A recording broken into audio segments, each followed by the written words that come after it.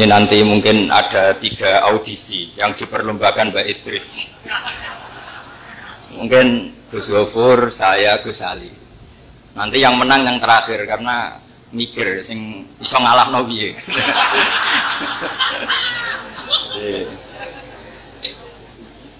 Yang kasihan Gus Gofur karena pertama, jadi saya bisa gasap ilmunya nanti. Begini, kecil saya itu sering sowan Pak Hamid karena memang sepupu mbah saya. Dalam catatan nasab, mbah saya kandung namanya Fatimah binti Kholik bin Umar. Tapi sepuh-sepuh namanya tidak Kholik tapi Idris. Kayak Mbah Hamid ini nama kecilnya itu Abdul Mukti. Jadi di keluarga saya biasa ganti nama. Dulu kecil saya orang manggil Udin. Jadi kok bakul bakso. Lama-lama setelah agak-agak alim tuh Bamun manggil saya itu Bahauwah. Saya pernah diganti Bamun Bahauwah. Lama-lama mungkin terlalu sakral terus tengah-tengah itu Bahaudin. Begini, dulu saya pernah cita-cita jadi wali karena pernah mbah wali. Karena kecil saya itu sering dijak sowan Pak Hamid. Setelah agak besar kok prosedurnya kok agak sulit gitu. Terus jadi tidak ingin gitu. Tapi tadi kata Gus Gofur, sementing pernah nempati tempat yang dipakai wali. Tempat ini pernah dipakai Pak Hamid. Insya Allah nasib kita kayak Nabi siapa? Zakaria. Karena takdirnya hunalika di tempat itu. Begini, jadi saya akhirnya nekuni ilmu itu di sarang. Yang jelas begini, sebelum hadirin tahu banyak, tradisi keluarga saya itu menghafal Quran. Dulu bapak saya Kiai Haji Nur Salim Al-Hafidh setiap kesini itu diminta Pak Hamid baca Quran di kamarnya. Jadi bapak saya itu kecelok ponakan mantu.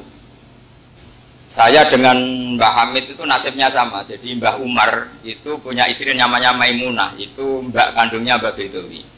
Sama seperti Mas Arwani, semua yang di sini itu keluarga semua, keluarga Lasem. Tapi kesini tidak penjajah karena Mbah Kuseri ya sudah di sini. Tidak kok terjun bebas, tidak ada yang bawa itu. Saya teruskan, cita-cita kecil saya itu ingin jadi wali. Lama-lama kok syaratnya itu repot. Karena idola saya itu Pak Hamid Pasuruan, kebetulan wali yang jalur sulit. Kalau wali jalur jadab itu gampang, ibu-ibu rada aneh-aneh itu clear sudah. Itu lebih gampang. Itu. Tapi Mbah Hamid ini kan ma'ruf bil ilmi karena beliau pernah ngaji di Mbah Khalil Harun di Kasingan. Tapi gak lama, yang paling lama di Mbah Dimyati Termas. Beliau lama sekali ngaji di Mbah Dimyati Termas, bareng Mbah Limaksum, bareng Mbah saya, Mbah Sidik, terus bareng banyak. Kita tahu Mbah Dimyati Termas adalah adik kandung Kiai Mahfud At-Turmusi. Kiai Mahfud bin Abdullah bin Abdul Manan. Abdul Manan ini adalah awaluman lazama min ahli Jawa, mulazamah di Sayyid Az-Zabidi, Sahibul Ithaf, yang mengarang kitab Ithafus Sadat Al-Muttaqin. Itu murid mulazimnya itu orang Jawa, namanya Abdul Manan. Beliau punya anak namanya Abdullah, punya anak Mbah Mahfud, yang pada akhirnya jadi gurunya Mbah Hasim Jawa Asy'ari. Mbah Mahfud ketika di Jawa, memang cerita wali itu syaratnya harus cerita grup. Ada grup WA wali itu ada, mulai dulu itu ada. Jadi wali itu syaratnya harus punya grup. Karena untuk legalitas wali itu harus disahkan wali. Nggak boleh wali diangkat menteri agama gitu. Nggak boleh gitu. Nggak boleh, kata beliau nggak boleh. Nggak boleh wali diangkat menteri agama. Yang angkat harus ketua wali. Ini Gus Ali seneng kalau nggak boleh. Jadi harus punya grup. Kenapa harus punya grup? Karena syarat kebenaran itu harus disepakati, harus konsensus bena ahli haq. Kalau NU menamakan ahwa ahlul halli wal aqdi. Kenapa demikian? Ada standarnya. Dulu Kiai Hamid itu ma'ruf ngaji badim itu malah kitab Jamul Jami', kitab paling ruwet. Makanya alhamdulillah nggak banyak peminatnya. Karena sesuatu yang ruwet nggak perlu diteruskan. Jamul Jami' itu kitab yang saya dulu pernah ngaji Mbah Mun, abahnya Gus Zufur itu khatam. Itu ngaji itu lama sekali, karena memang nggak bisa cepet-cepet, karena memang harus mikir. Setelah saya ngaji Jamul Jamek, ngaji Lubil Usul, karena Kiai Mahfud itu al-usuli. Nah ini kaitannya dengan kewalian Pak Hamid. Nanti kamu bisa daftar lewat jalur ini, jalur saya ini nanti.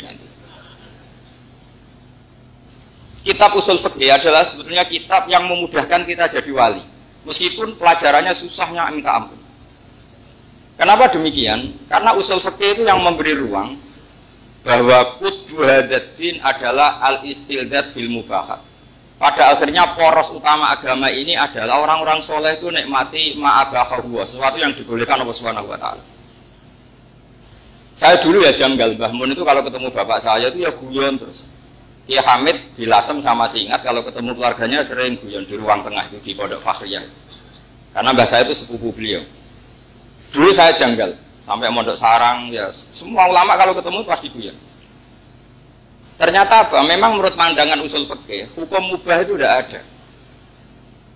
Kenapa tidak ada? Karena mubah itu maknanya bisa dilakukan, bisa ditinggalkan. Padahal dengan melakukan mubah, seseorang pasti meninggalkan keharaman. Watarkul haram wajib, padahal meninggalkan barang haram itu wajib. Makanya rata-rata pondok-pondok salaf itu jarang santrinya diharamkan rokok, ngopi. Karena kalau kangkang itu ngopi, terus rokokan, dangak-dangak, itu artinya kan nikmati suasana pondok. Kayak apa kalau itu di bar, itu, di kafe. Jadi itu bukan ngopi, itu tarkul haram. Nah, ini saya mohon yang kangkang kecil-kecil, jadi wali lewat itu saja. Jika tidur itu ya wajib. Karena dengan tidur kamu tidak bisa maling, tidak bisa dugem, tidak bisa ke kafe, tidak bisa di perapatan lihat wanita-wanita cantik. Jadi wan naumu ibaratun antar kilmaasi. Itu cara pandang usul fikih. Sehingga dengan cara pandang seperti ini Allah ngendikan wa min ayatihi manamukum billaili wan nahar. Termasuk ayatnya Allah adalah kamu tidur baik malam maupun siang dan baik subuh. Jadi cara pandang adalah al-manam itu tarkul ma'asi. Jika orang-orang usul fikih, makanya ketika Mbah Hamid terkenal wali, kemudian setelah besar tahu bahwa orang alim sampai bisa menerjemahkan menazumkan sulam taufik macam-macam lah. Yang saya kenang adalah saya ini itu, saya tak matur Mbah Idris, itu pernah balik saya. Saya ini apal diba, apal berjanji, apal burda. Itu juga karena bahasa kandung namanya Mbah Fatimah. Cung Pak Hamid itu jadi wali, itu mergo hafal durda, hafal tiba. Karena saya masih ingin jadi wali, saya hafal. Akhirnya saya hafal.